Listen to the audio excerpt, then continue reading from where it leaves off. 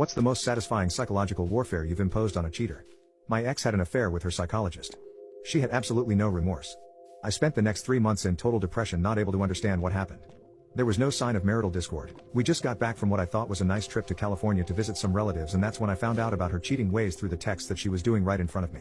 While in this deep depression, I did everything I could to try to make it work with her, as we had been married for 23 years, but she was not having any of it. She went on to tell my daughter that she was moving on to be happy.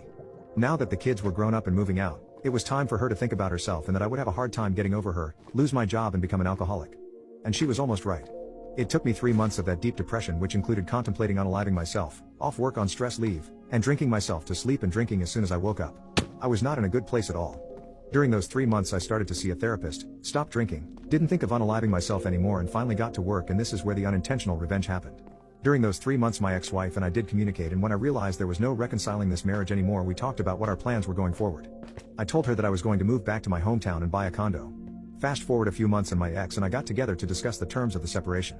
Around the same time, someone I used to date and was close to marrying came back into my life 29 years later through Facebook Messenger. She friended me about the time I started back to work and said she figured it was a good time to reach out. She lived close to the same city that I go to camp from, so we got together for a quick dinner before I had to fly back to my home, and it was like we never missed a beat. The spark was still there. During dinner, we made plans for me to return back early before I had to go back up to camp. So upon returning to my house, as I said, my ex-wife and I got together to discuss the separation agreement. She asked, "So are you still planning on moving back home?" And I said, "No, not really." Confused, she looked at me and asked why not, and I told her sheepishly I kinda met someone. Now there was an absolute look of confusion on her face and she couldn't hold back.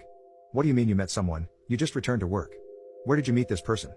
So I told her that this person friended me on Facebook and we talked on Messenger, and that she lived close to the city from where I go to camp from, so we went for dinner, and that I was going back early to spend time with her.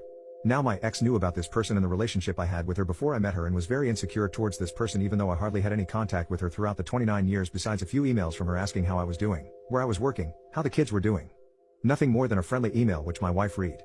Now you could actually see the wheels spinning in my ex-wife's head, and then came the first question. "Did you know this person before? Do I know this person?" All of a sudden the waterworks started coming out of her eyes and couldn't stop. Then she said to me, "I'm not crying because you're with Carrie, I'm crying because of what I did to you." I then learned that she went back to her sisters, who lived about 500 yards away from our house, and could not stop crying. Then I found out that later that evening, when her sister returned after work, my happy ex-wife was found passed out outside on the deck in her bra and panties with vomit in one of the planters. Today, a year and a half later, I am still with my first love and life has been wonderful.